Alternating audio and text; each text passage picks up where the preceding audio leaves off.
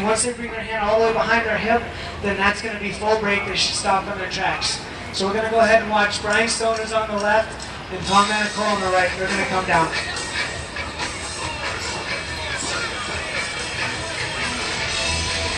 Okay, as they come down, what they're going to do is they're going to go inverted.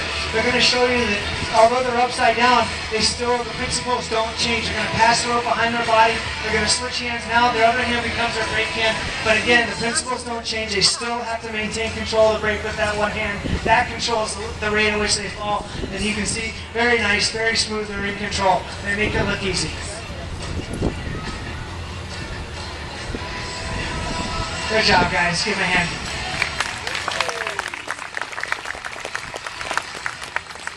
Okay, we got Rick Kaiser up top. We talked about the brake hand and what happens if you lose control of the rope with your brake hand.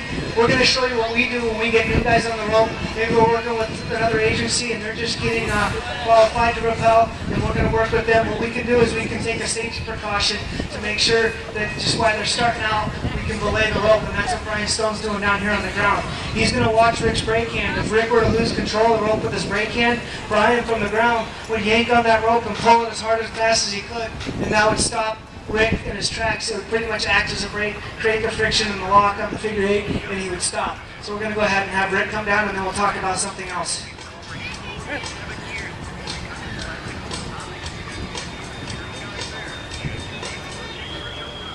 Okay, as you can see, Brian here is on the ground. He's watching his brake hand. Everything looks good, so there's no need to pull that line tight. You leave slack in the line. That's how it's supposed to work right there. Now we're going to show you what happens when you lose control of the brake hand and what Brian's supposed to do. Rick up top there on the roof is going to fly off the top of the roof, no hands, like Superman, flying squirrel. And Brian, who's paying attention, is going to pull that rope tight as soon as he sees that Rick's falling, and hopefully he'll pull it quick enough and fast enough before Rick hits the ground. No, yeah, remember we all decided this? Oh, that's right, you were over there getting a corn dog. We volunteered you. No? Brian, buddy, we're in the middle of the show. I just need 5 minutes of your time. I know, but that's the wrong line there, buddy. There you go, middle line. Thank you. Thank you. Just give me 5 minutes of your attention just so we can get this done here. All right. Rick, you feeling good? You guys got eye contact? Nice, warm and fuzzy? No? Okay. You guys want to see him jump off the top of the roof with no hands? Let's hear it. Come on, nice and loud. Let's hear it. Okay. What we're going to do is I'm going to count 1, 2, 3. You guys can count along with me really loud. 1, 2, 3. And he's going to fly off there like Superman. Brian, hopefully he's paying attention. He's going to pull that rope tight and everything should go good. So here we go. 1, 2, 3. No hands, stop. There you go, that's the way it's supposed to work. And that's what we do when we have new guys on the rope. That's fun for us because we never know which way he's going to land when that rope stops. Sometimes they flip upside down, sometimes they stay like he did, right side up. Sometimes they fall just below that second window there, and sometimes they only get about a foot from the ground. It's always exciting for us. Not so much fun for Rick, but we like it. Okay, next thing we're going to do is we got Ross Riley up there. He's going to simulate being a more experienced climber. He's taken some lessons, went through even master some of your local climbing places, and they certified him, they got him trained, and they taught him that, just like they teach anybody else rappelling, that if you ever encounter a problem on the line, you need to tie yourself off so that you don't fall. So what we're going to do is Ross is going to come down, he's going to encounter a problem, and he's going to do what we call a tie-off. So come on down, Ross.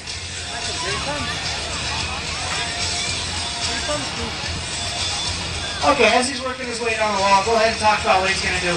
He's going to go ahead and take that rope, and it's going to be 1, 2, 3 wraps around his figure eight. Then he's going to secure it with a half hitch, and that's going to lock that rope off. And at that time, he can release his brake hand. He's not going to slide off the rope. He's not going to go anywhere. He is locked in. What's nice about this is now he can go hands-free. Sometimes you see this in construction. Some of the big high-rises downtown Buffalo or Rochester, they'll need to hammer and nail or paint or wash windows, whatever they do on those big tall buildings and they're rappelling. They can tie themselves off. They're not going to fall. They're locked in. As long as the rope doesn't snap, everything's good. What's nice about this too is he can flip upside down. We use this sometimes, maybe if we're in a confined space where we need to get our hands on somebody jumping off a bridge, or maybe somebody in an elevator shaft. What's nice is if they panic and grab us when we're not ready, they're not going to pull us off the rope. We're locked in, we're secure. So now let's say he's hanging there, and all of a sudden a rock breaks loose and hits him in the head and knocks him unconscious. A wet rock hits him in the head and knocks him unconscious. Avalanche. Okay. So he's knocked unconscious. Hopefully there's somebody in the area that sees this happen. They know he needs help. They dial 911.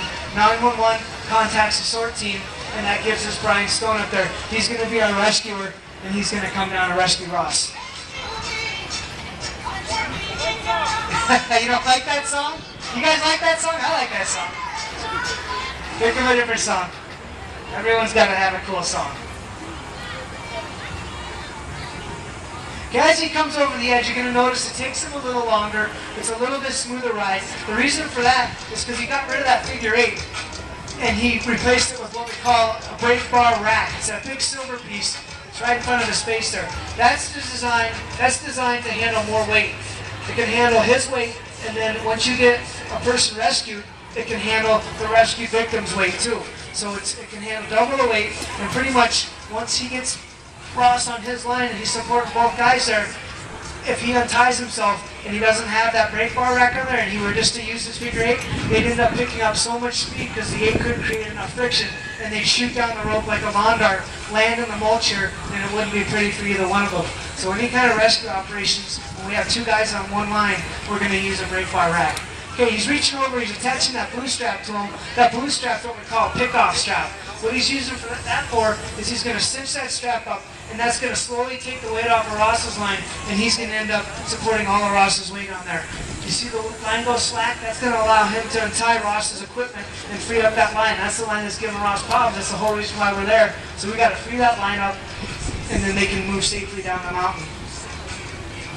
There's a lot going on here. It's kind of a tedious process. He's really got to take his time and make sure he's undoing the right straps and not taking off the wrong straps, because essentially one wrong carabiner, they all look the same, he could end up falling.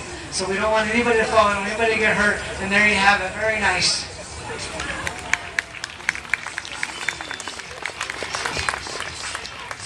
Okay, on a side note, one more thing I'd like to add is how many of you guys have dogs out here?